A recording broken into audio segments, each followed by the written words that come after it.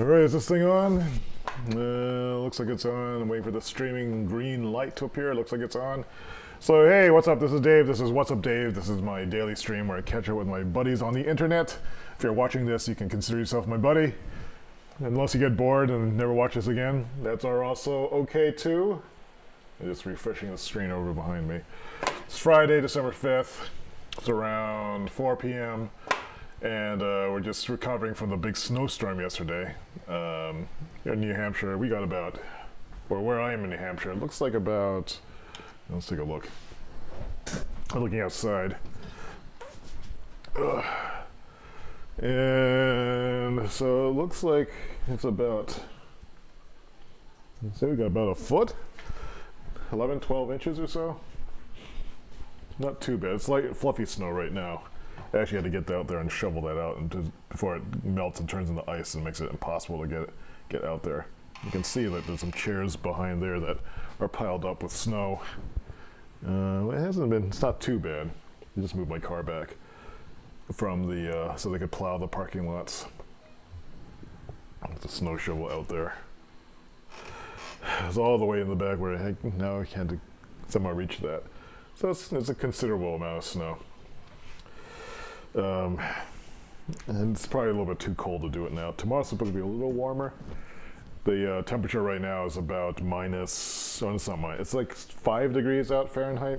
I mean, it's a little bit too cold for me to want to get out there and do that right now, especially since I'm sick. Hey, Dom's a buddy, yeah, dude.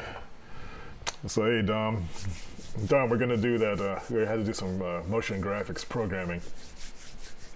So Dom's a talented motion graphics designer that I know from grad school. And he has expressed an interest in programming, so I'm going to try to like vampirically siphon his enthusiasm for this to try to make myself do something too. So we'll have to figure something out. We can like stream something and figure out what we're doing. But I want to do some show and tell quickly before I get into designing my new productivity system. I got these things. I probably need to set up a table or something. That's strange. What happened? TV just turned off.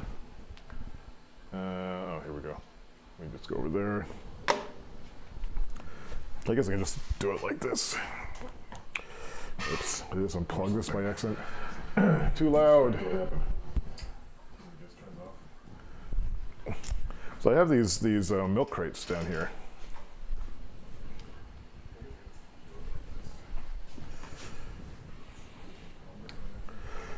And what I wanted to do is reorganize my kitchen dry goods. So I have some temporary ones right now.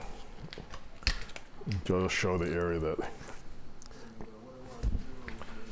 So my kitchen doesn't have a lot of storage space, and I have way more packages of dried noodles than I did space inside the cupboards. But the previous owners had converted part of the kitchen to like a terribly designed sitting area. And so it's been difficult to actually like just find places to store things.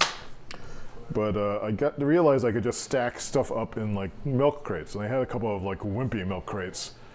But I got these things. These things are awesome. These are about 30 bucks. They're from a company called Big Ant. This is a medium-sized, heavy-duty collapsible and stackable plastic milk crate. And so this is supposed to be able to hold 50 pounds worth of stuff. It's nice and solid. Has a good one-piece, like lightweight plastic bottom. The whole thing's made of plastic. The corners are attractively rounded. They don't snag on anything.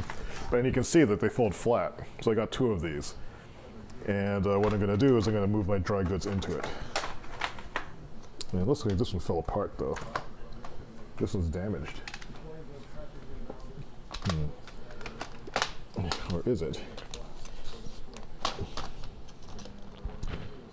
Did these all break?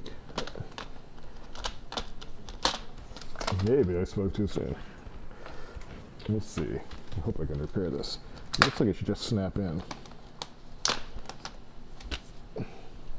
If not, I can return it and say that it's defective. That should just snap in, right? Unless the bits broke off of it. Do I see any little plastic bits floating around? Let's see.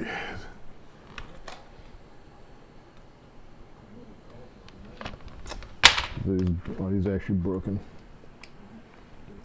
That doesn't look like it.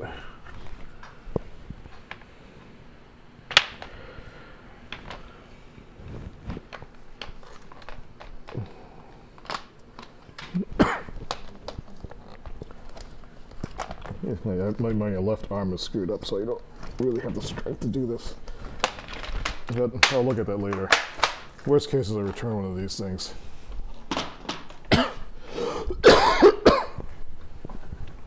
So that's the exciting stuff that's going on with that. Next phase is to work on the ongoing personal productivity system, which again is the design of a system that doesn't have tasks, doesn't have time management, but it's based on the accrual of things that are useful and beautiful. That's the idea anyway. I'm gonna turn this volume down a little bit more. Let me turn on some lights here too. Well, the lighting for once is actually kind of nice. I do like make sure they stream at the right part of the day. Is that too much? Yeah. Well, yesterday I was doing some stuff with photography. I was thinking about streaming it, but I have my light box set up over there. But nothing really good came out of it. I was working on updating the listings on Amazon. Actually, let's see if that updated. So we go look to the immersion, task planner, pad. Did it update? Yeah, it did update the pictures. So I needed to update this to the V4 design, which I wasn't showing before.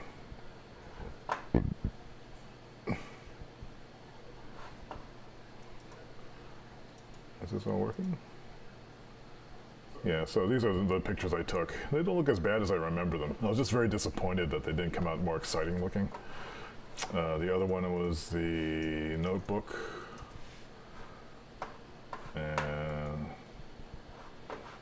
so also this needed updating with the V4 design. This is showing the V4 design now. Oh, I need to update this graphic. Alright, so that's another thing I need to do. Oh, it's got 15 customer reviews. Very nice, professional, customize the area, let me things in light, not bulky for me to take it to a meeting either. Works as advertised.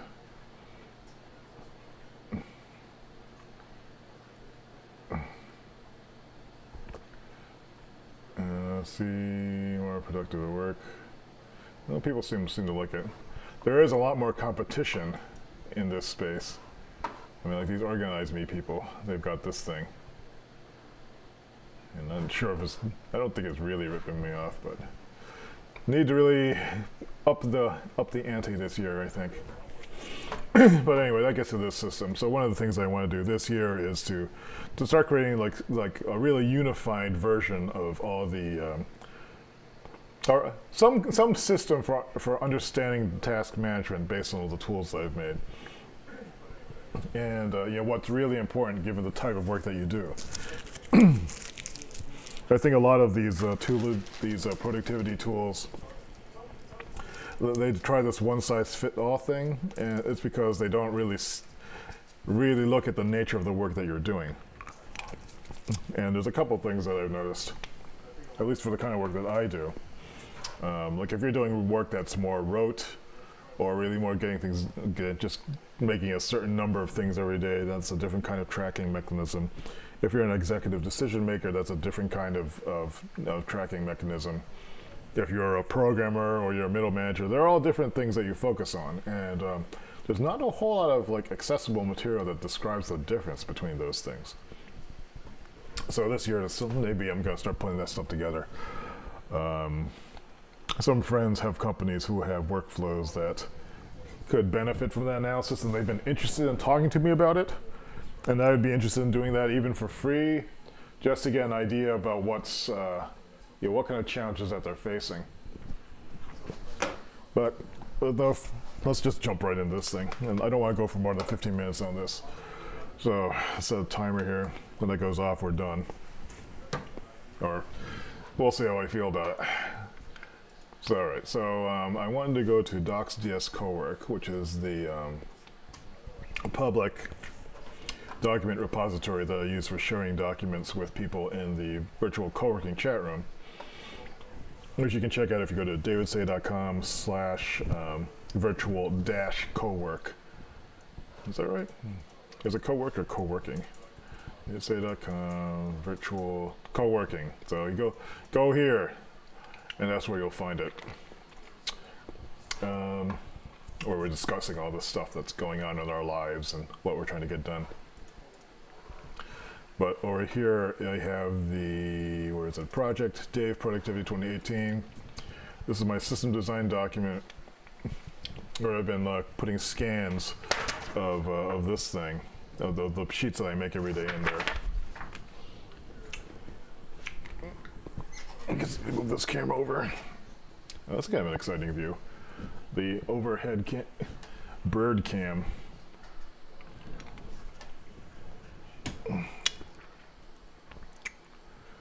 We'll use that later. It's always challenging to find a good angle that doesn't get the camera right in my face. But I think I copied the notes in yesterday, but I didn't actually write anything about it. This is the day 4 brainstorm. And here I'm talking about, actually I should probably just review it. 1, 2, 3, the cat is shredding my papers. Is it any of these? I think it's this one.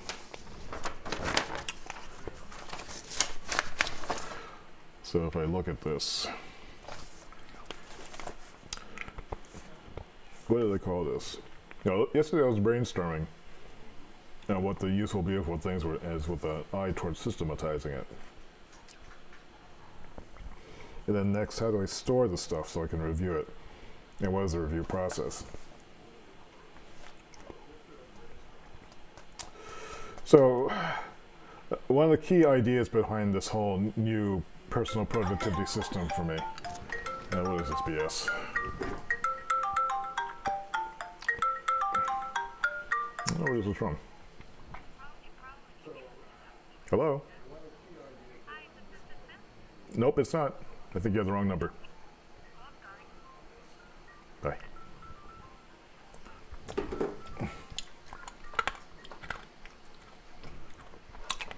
So anyway,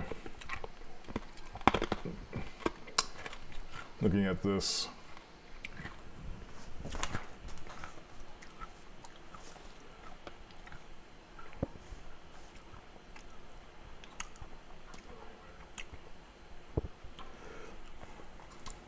how do I store this stuff in there? What I was saying was the idea behind the new personal productivity system is not to manage tasks, but just to count stuff that I've made. Or stuff that I've learned.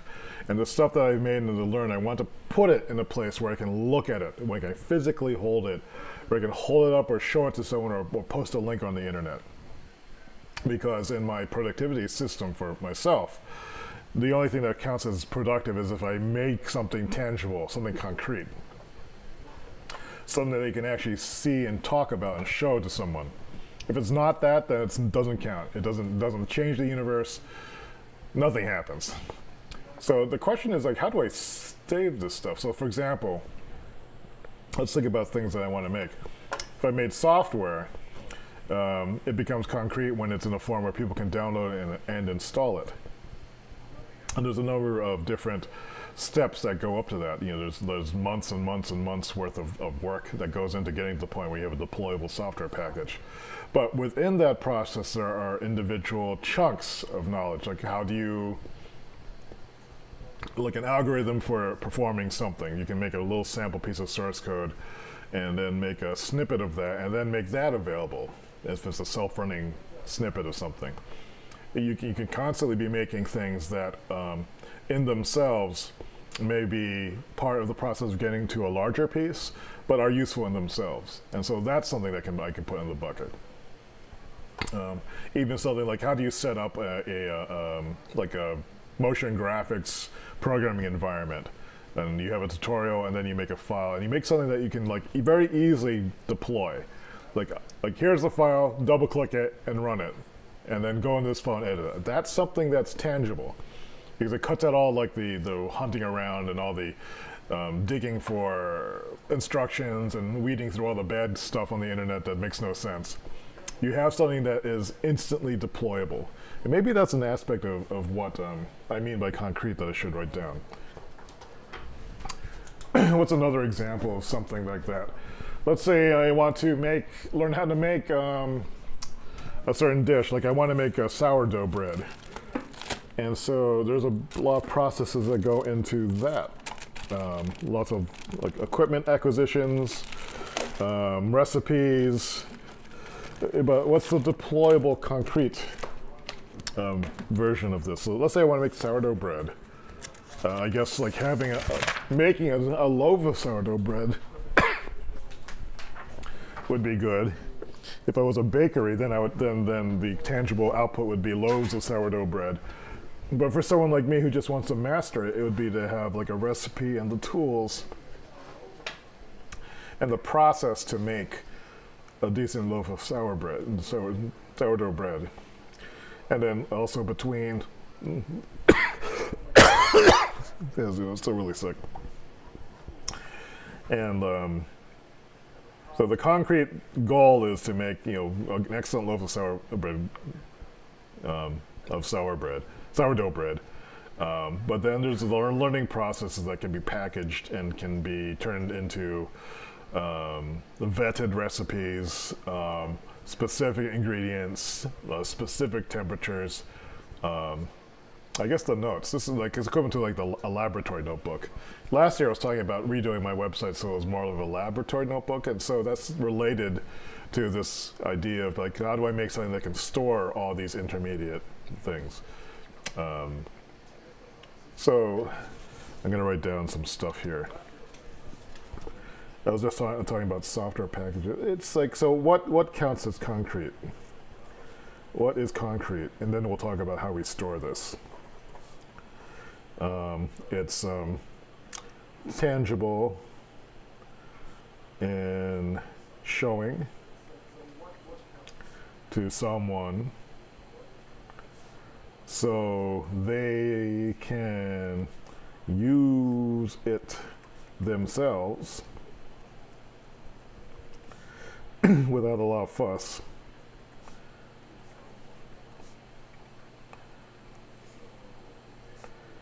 So for example, for software, you can install it. For food, taste it.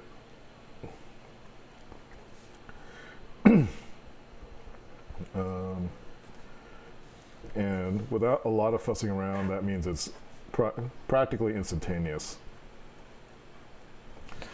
Maybe for like, if it's like an article, they can buy it or go to a link. Likewise for any kind of video, click the link, click to go to YouTube. And then also, I think a second thing is that these are superlative experiences. But superlative, and maybe a third thing, is that they're packaged to go.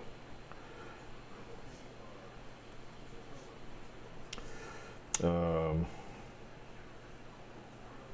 maybe a fourth thing is like, in some way that they're clearly branded to me. Oh, hey Zachariah. He asks, hey, do you know jibun kind of Japanese planner? I've not heard of jibun. What is that? Let me look it up. Let me look it up here. I wouldn't be surprised if like, there's like plenty of ideas that I'm remixing that have been rediscovered in other places. Oh, is this the there's one called a Hobonichi Teko. I didn't know that about this Jibun one. Oops. Hey guys, and welcome back to my channel. Today, Let's see if we can find some images of it. A new kind of planner. This sounds exciting. Okay, I can buy one on jet pens. Let's see, rather than limited to a single calendar year, it's a life book designed to last your whole life. What? In Japanese, Jibun means myself and Teko means planner. Yeah, it's super cool. Yeah, thanks for bringing that to my attention. Do you use it, Zach? Looking at this.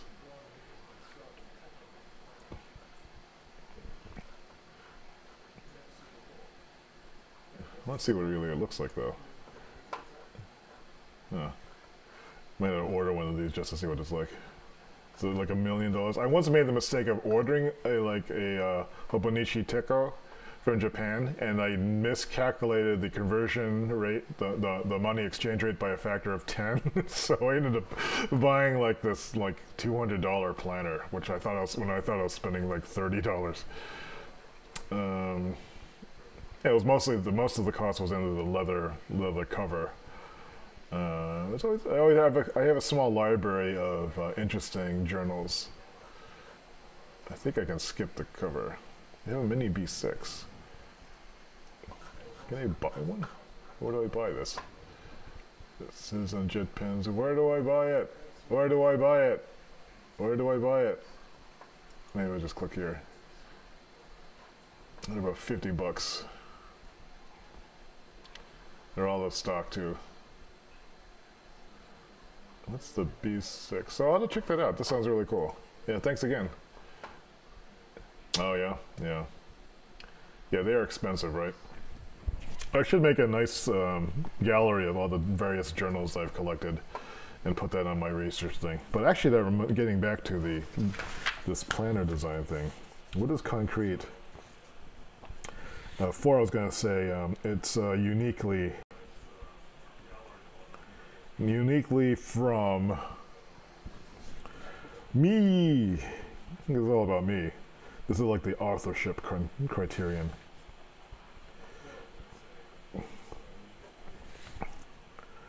So I think that's important. So A, but there's also B. There's a subtype for A. It's a useful, or it's a useful resource. So if I make something that's cool, that's making something that's tangible and concrete.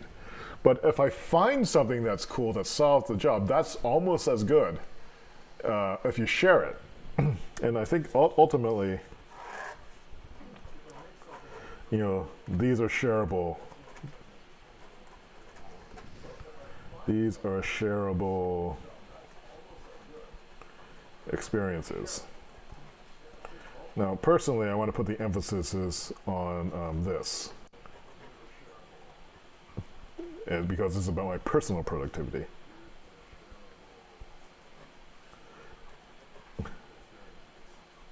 Also useful. This is really more of a connection thing. So that's what's so... I figured out I was going to go with this. So if this is what concrete is, I'm talking about how to store it. Challenge. How to store. How to log. So I'm not quite sure how to do this. Oh yeah. Hey, Guitarpreneur. Yeah, good to see you. And you, what's up, Dave? This is going to be a short one. I have 41 seconds ago, but I think I'm only halfway through where I wanted to go. Zach is saying, it would be extra cool if we create a social media planner because no one has had the idea of one. What would be a social media planner? Something like a Well, to some extent, the social media like tools, like what's that one?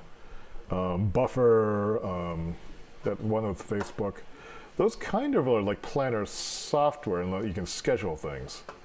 What would be like a social media planner? Would it be? I can imagine something being like a strategy guide, maybe. Any thoughts on what that might be?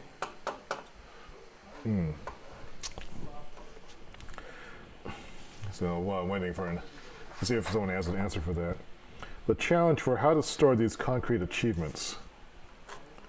I'll put achievements here. And then there's like these sub-experiences.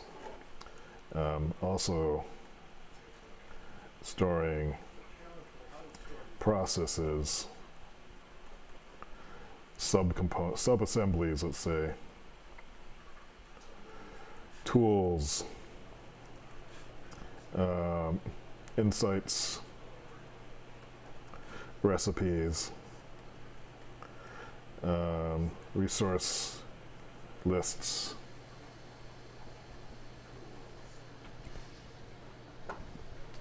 Now, Zach is saying, when you see all the bullet journal stuff, everyone's just trying to log their social media activities? Really? I hadn't noticed that. That's really interesting. What's that saying? I have to wrap my head around this.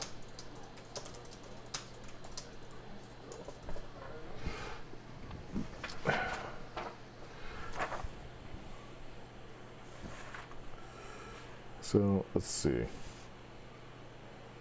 So I have some thoughts about this.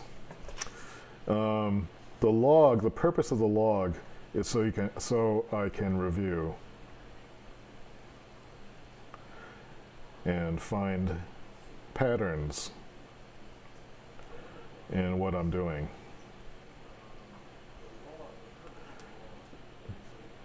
Also, so I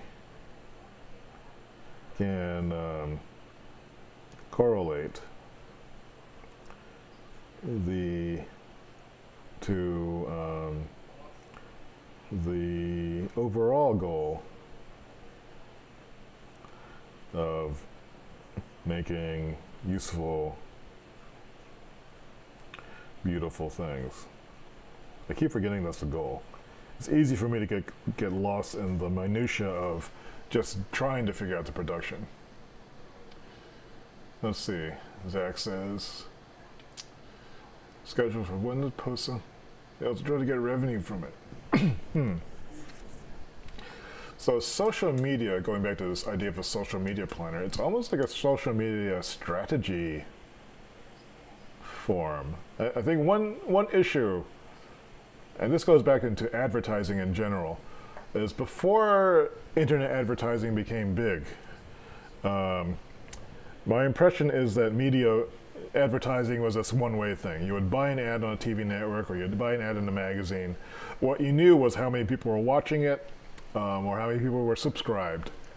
And then you would just take a shot in the dark and you'd buy this expensive ad and you'd put it in this magazine or put it on this TV show during a commercial break, and you would hope someone noticed it, and you would hope it would move the needle in sales.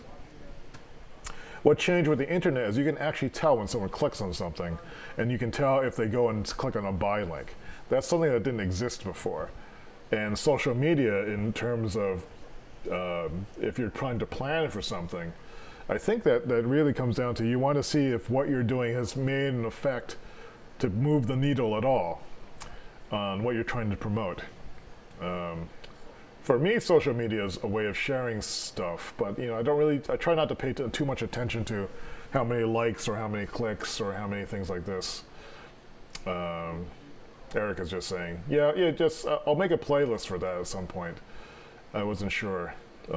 He hasn't seen the productivity system vids from January 2nd onward. But anyway, yeah, so social media planning, a social media planner, maybe it's planning based around the idea of managing eyeballs and seeing if something happened. Some of that is a little bit of process. I don't know if I'm on the right. I don't know, Zach, if this is what you're talking about, like what a social media planner might do. I could imagine designing one that was for very limited use, kind of almost like a primer or a training one. Although that's not really the sort of thing that I want to do, but it's an interesting idea. So like I'm glad that you brought it up. The idea of, maybe the general idea behind a social media planner is that you put signal out there into the universe and you want some way of seeing when it came back. And a secondary thing is trying to optimize when you put the signal out there. I mean, there's all these rules of thumb about like, oh, you should post like, you know, regularly at this certain time of day when people are in the middle of their routines, etc., etc. I'm not sure those are really great metrics.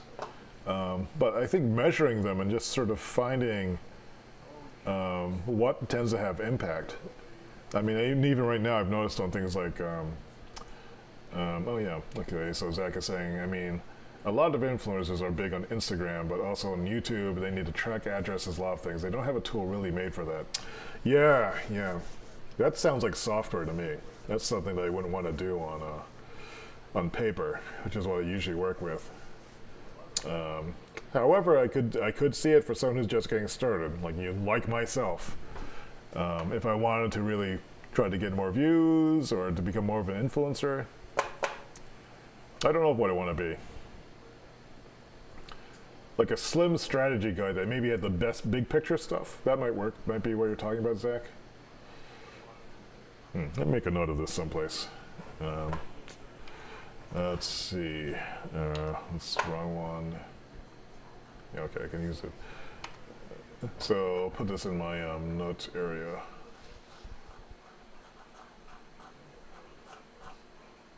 That's framework for accountability. This is where I've been keeping my little ideas that come up from time to time. Social media planner. And Zach K mentioned the idea on the What's Up Dave for January. What's the date again?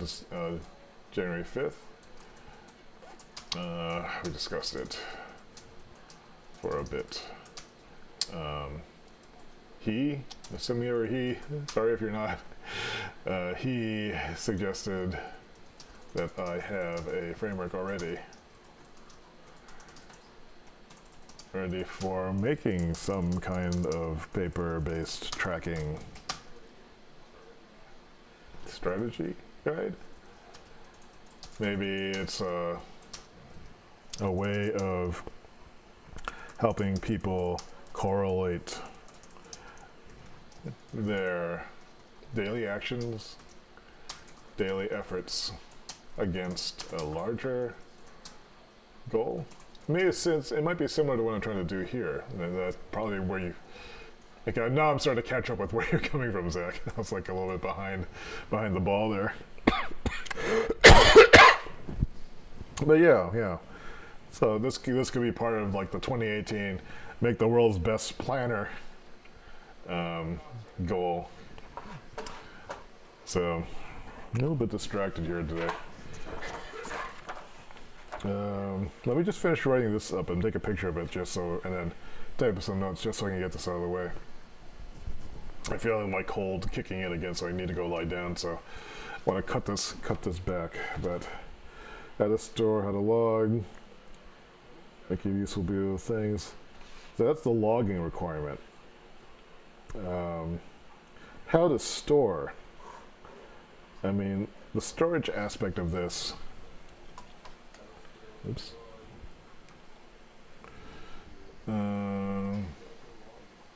Star Trek logbook. Huh. Yeah, I'd like to see what that is. Do you know what the name of it is? Can you type it in the chat? So, the log, I'm thinking about using Trello actually, just to try it out. And so it becomes a list of achievements every day. Then there's the correlation. The correlation is the tough part. And then like the physical storage, that is my project filing, physical, digital, and then there's also, I think,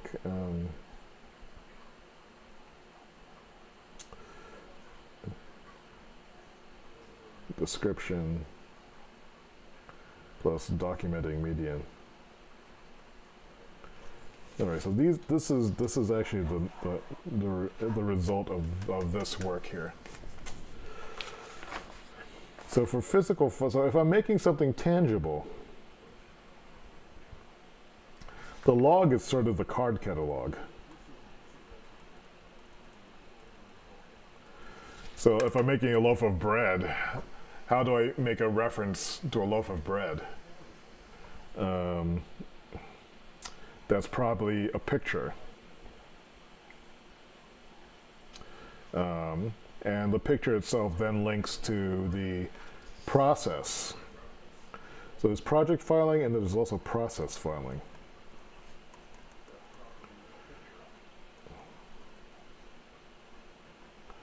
And so how does this all turn into tracking? And the tracking is designed to do a few things. It's to maintain the big picture track, which is to make beautiful, useful things, to see patterns and note opportunities. And then I can kind of see there's another system behind this, which is the second stage development and third stage, which I talked about before. And maybe I'm deferring the hard work to this stuff. Maybe I'm very cleverly procrastinating. I need to actually design second and third stage work. But remember, the reason I'm making the system, it's a good reminder, is to reduce resistance from feeling I'm not doing enough,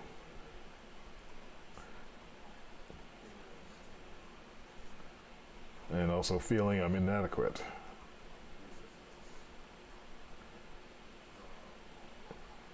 Inadequate relative to the ideal productive version of myself.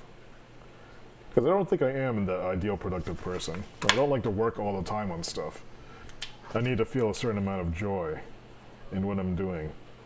Joy of making new things and sharing good stuff.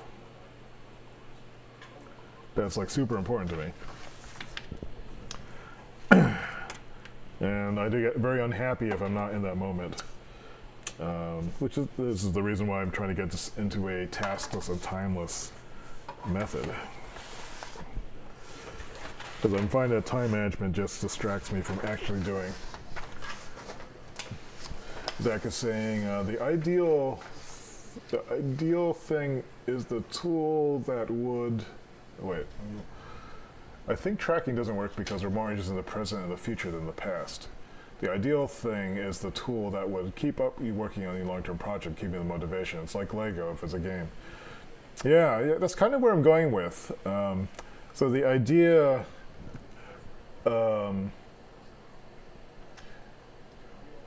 I could express it like this. Like, I think my idea, when I'm in the zone, when I'm working on stuff, like I'm just making stuff, I'm figuring stuff out, I'm writing down recipes that will save me time in the future. I'm gathering resources. I'm building tools. Where it all falls apart is if I suddenly put on the time management hat. So it's like, should I really be spending this much time building tools? Like, it seems like I'm spending a lot of time building tools and not doing the thing. The management hat turns on. The management hat, all it wants to do is see the result. So it's, where's that loaf of sourdough bread? What do you mean you need to learn how to make bread dough in the first place, or you had to have a starter dough? And this kind of bullshit gets you out of the zone. And since a lot of my production skills came out of a production environment, where not only I had managers, but I oftentimes was the only manager or was managing myself, it's a hard mind shake to set. It's like that meeting mentality. And when you're in a meeting and you're thinking about the future and you're thinking about when things are supposed to be done, this is the manager mindset, and it is absolutely useless when it comes to making something. It is the dumbest thing. The important thing about management is like if it can give you some focus about what to do. But when it comes down to like, oh, you're doing this fast enough, or you know, there's also these 12 other things that have to happen to build the e-commerce presence, and oh, don't forget social media, and oh, maybe you need to write down this stuff for maintaining the server, and trying to maintain that cloud of tasks is a huge distraction. And I think part of the insight came from when I was working on, I was for a few months ago, saying how I was really sick of WordPress, and I couldn't quite put my finger on it why. And it occurred to me that the reason why I didn't like WordPress anymore is every time I opened up WordPress, it would bother me with some sort of admin task that seemed dire, or irritating, or stupid. You know, like, oh, like there's so many hack attempts, or like this plugin's out of date, or this new WordPress thing is, and every time you had to deal with that, I would worry if it would break my existing install. Yeah, it's not only is it boring, it's just distracting. When I clicked on the WordPress blog, I just wanted to write something, and now like this thing comes up. Oh, it's like you're going into the office and you want to do something, or then like someone bothers you with a million like little tasks, like, oh, I don't know how to use a pencil sharpener, and it says, oh, you know. So anyway, DOS says, oh, just a few questions. Zachariah says, what pushes you to finish what you want to do? And then DOS writes, for physical mix, would the repository hold the method, recipe, instructions, whatever it means, you record everything, but you can take more time? Well, let me answer the second question first. I think that's a necessary part of the process for me. I actually had to write a log as I'm working so I don't get distracted by all the other things. I can probably show you what that looks like real quick. Let me pull up Trello, or not Trello. This is Quiver I'm opening up. Let's click to the screen. So in Quiver, this is essentially my current lab notebook. When I'm doing stuff like researching things, like I have this continuity log in which I'm literally writing what I'm doing. I'm not sure if this one's actually a good example. It tends to be broken. Let me see if I can find one. It's been a while since I've had to actually do work, so I can't remember where anything is. That's weird. The index is where I keep track of the actual process. A better example would be to actually open up a programming project. Let me see if I can do that. Project, open recent.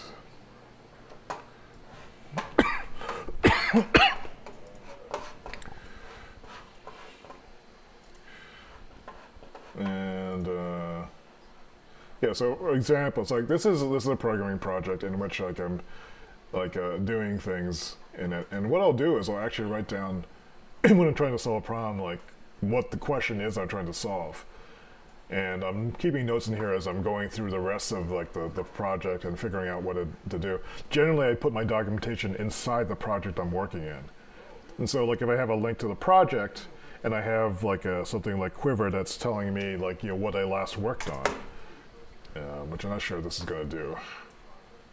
I haven't started work for this year, and I've been kind of out of practice. But this is what I've been trying to work toward, to have I know what the project name is, so that's a starting point, and then I have usually a continuity thing at the top of it. So the last time I worked on this apparently was September 3rd, and I was writing down my thought process, because I'm not going to remember it like even like 2 hours after I'm done with it. I think for the blogging one I probably did this too. Yeah, so like when I was talking about redoing my blogging system, I have a variety of notes about what I thought I would do to improve it. So this is only one of the indexes that I have. So I don't know if that answers your question, DOS. But you know, so it's not like I do something and record it after the fact. I am actually writing down what I'm thinking as I'm thinking it. And so that kind of cuts out the step. I don't end up figuring out how to do it and then redocumenting. I am documenting as I go, my thought process, and then trying something. It's a way for me to keep my focus because I tend to otherwise get distracted by things.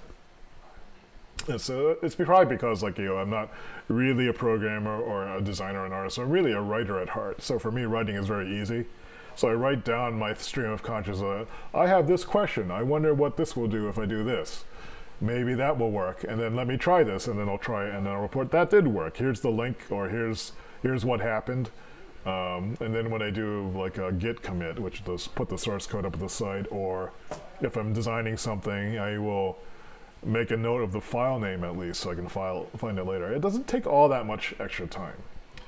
And then what I'll do later is I'll go back to the, if I need to revisit the project, if I've spent like a little bit of time at the end of the day just cleaning up what I've been writing here.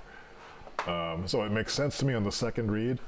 Then when I come back to it, if I want to go back to the blog system, then I can just quickly scan, you know, what this is. You know, for this particular one is when I was all pissed off at WordPress. I was writing down the list of the things that I wanted, so I don't have to re-synthesize this stuff. You know, so I remember, okay, I had to do the contents. I have 1.5 million words that need to be ported over. There's special pages. There's a custom image plugin, so you know, I keep fragments of it. I don't have the system down really well.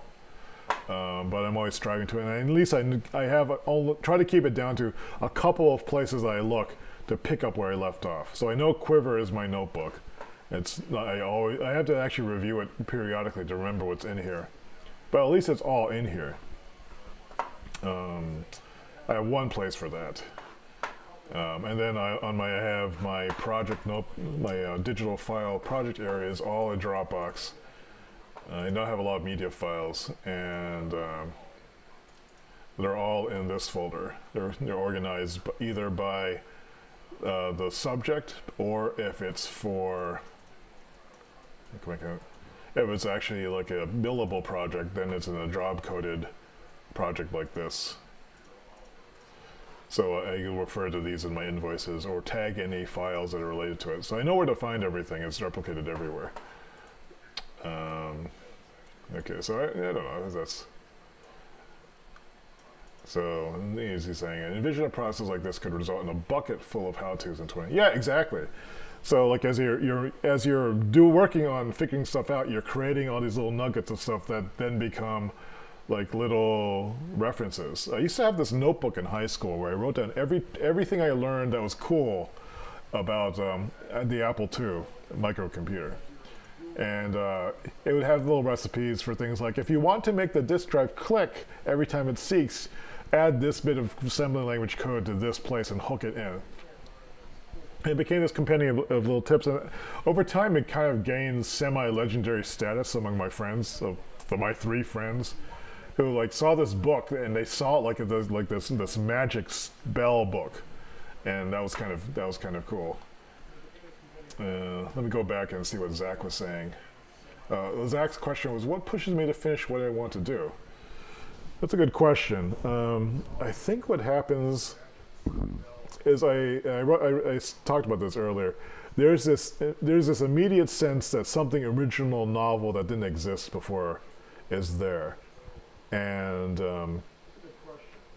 if it's something that I can do within like a few hours, you know, that I might just go and do it. But I find that that's not enough motivation to push me to do more complicated projects.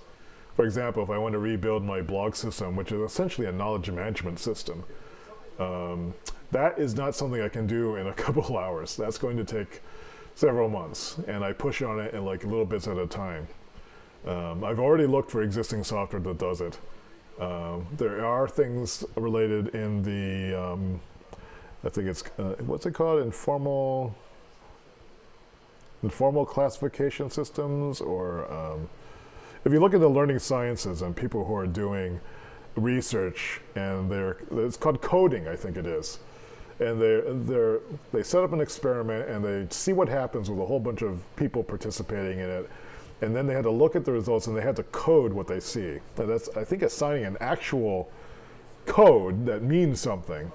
And so they had to create this description of their model of what's happening. And then from that, they look for the patterns, or they look at the statistics, and they come up with something.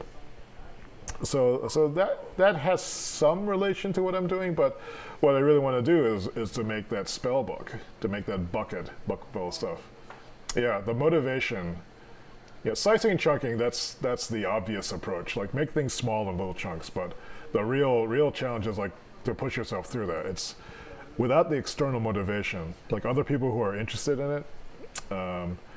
It's just like another one of a million things that I could be doing. And I was like toward the end of last year in this existentialist crisis about saying, like, everything I'm doing is equally interesting and equally boring. And then the realization that I had was that maybe I need to include these projects so they're everybody else. So the streaming, the sharing the public design stuff, the virtual co-working chat room, finding ways of connecting the things that I'm interested in with what other people are doing. So I think the one thing that helps toward Zach's comment here, you need motivation in the middle. Finding those intermediate things that are not the big end project, but that can still nevertheless be shared. That could just be sharing the insights like I'm doing right now, just talking to people in the chat room helps. Sharing the process helps. Taking the time to make something small and maybe not planned. Yeah. And then Zach is saying, you need personal great motivational things. I'm not sure what that means. I mean, that's kind of like saying you need motivation to be motivated, unless I misunderstand what you're saying. For me, I need a certain amount of measure of joy, and then a certain measure of that thing I'm making is something cool and useful and beautiful, and that someone can use it. Having someone be able to use what I'm making is probably the most immediate motivational force that I know of. But I think a lot of the things that I'm making are not really of general use to people yet. Like, for example, the blogging knowledge management system. That's not in any kind of state to share with people, other than the ideas. And I think it's in the state where a lot of the work that I'm doing on it, the coding, the research, the design work, is something that's difficult to share unless I re-educate everybody who comes onto the project. And then I spend most of my time re-educating. This is a problem that people have when they're growing their small business into something more. And they think, oh, it's faster for me to do it myself than it is to train someone to do this job. And that's kind of a self-defeating line of thought. So if I can figure out a way of doing the sharing and finding what gratifies me, and Zach is saying the bucket list of things that give you gratification. I think an important part of finding what that is you need to know what gratifies you. For me, a bucket list of gratification does not work. For me, money does not work. Everyone has their own unique blend of influences or desires or things that just please them. Like, I know, for me, there's just a handful of things that unconditionally make me happy. One of them is cats. Another one of them is seeing people who are empowered and being the catalyst, being part of the catalyst for that. And I can never remember what the third one is. The third one might just be being around female energy or something like that. Or creative, nurturing energy is maybe a better way of putting it. Not to gender everything. But yeah, so that's where I am right now. What I'm going to do is I had to go lie down because I feel my throat closing up. But what I'm going to do first is I'm going to take a picture of this and post this in that document so I can write up some of the thoughts that I've talked about. It was a great conversation, guys. Thanks for asking all those things in the folder and in the chat. Where is this note thing? I'm trying to use this this note. This is the Notes app on iOS, and he has the ability to scan things. That seems to have lost the stuff I scanned before. So let me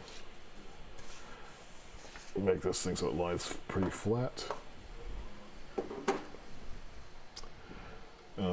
What kind of things gratify you guys? What do you find motivating?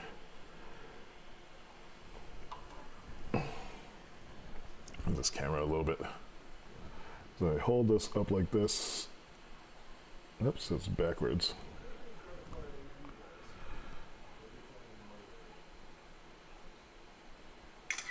Alright, so let's just take a picture of it. Let's save that. Look at the document itself and flip it over like this. And then I'm going to share this with Dropbox. The nice thing about the scanner app on this is that it will make it'll fix the distortion. So it's relatively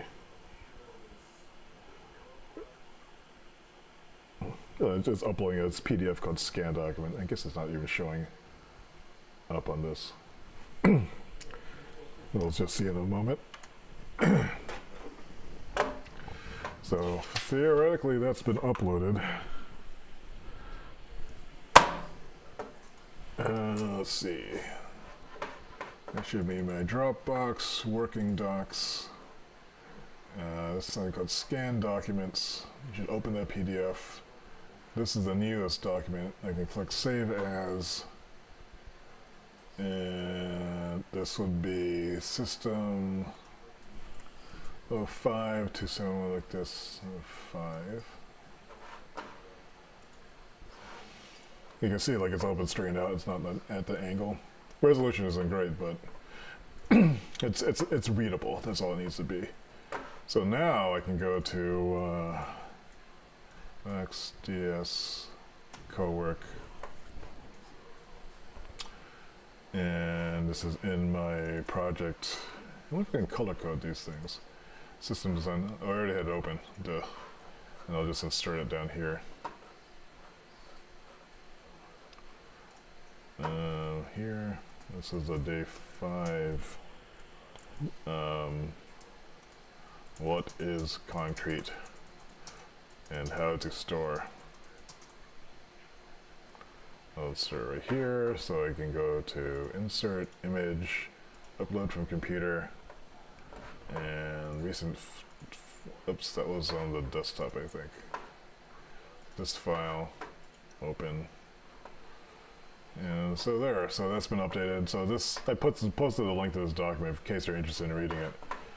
So basically I've been posting all the scans here and then writing down you know, the thoughts that are related to this. But this is part of the pre-thinking that goes into designing a form or form system. So I'm essentially trying to define the model that I think will help achieve the stated goal. So the goal is to make beautiful and useful things. How can I track that in a way that doesn't create a lot of stupid overhead?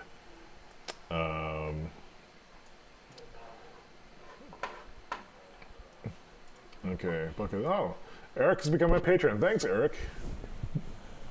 And Zach says, making children laugh, that's a good one. Solving complicated problems with a simple solution. Yeah. Do you find that you're able to do that all the time? I mean, what percentage of time needs to be spent making children laugh and solving complicated problems with a simple solution? You know, so like as a designer, if I put my design hat on, like the simple solutions often have complicated pathways of development to get to that point. And so like I have an interest in complication. So this design process I'm doing may look complicated to a lot of people, but the goal is to create something that's very succinct something that's very visceral. The last thing you want to do is just make a whole bunch of things to follow. You want to have one thing, like the idea is that you're making beautiful things, and then like what have you made today that contributes to that, listed here, but have the pattern build up over time if you're doing this every day. So the virtue of looking at something every day, especially something that's growing, is that you start to stitch together the story of its development. And then there's times when you also want to efficiently go back and then recall that work. So my system is going to address, it's going to try to address that. But the main reason for doing it was just not to feel like crap all the time about not making, about not feeling I was like, solving 1,000 problems every day. Realistically, I can solve maybe 1 or 2, and so it's done. And on top of that, there's just like the overhead of living. So I guess this has gone on longer than I thought it would. Hopefully, I guess the audio is still working. That's promising. I would have heard it stop though over there. But I think I call it for today. Got a little bit of stuff done. Had some good conversations. And yeah, so come check out the virtual co-working chat room if you want to continue to talk about this. There's a whole lot of people in there who are interested in the same kind of stuff that I'm talking about here. Maybe not specifically what I'm doing, but you might enjoy it. So with that, thanks for watching, and I hope you have a good one. And Dom says bye. Bye, Dom. Maybe later on I'll jump into Wildlands, and if you want to try to get Predator. All right, take care. Bye.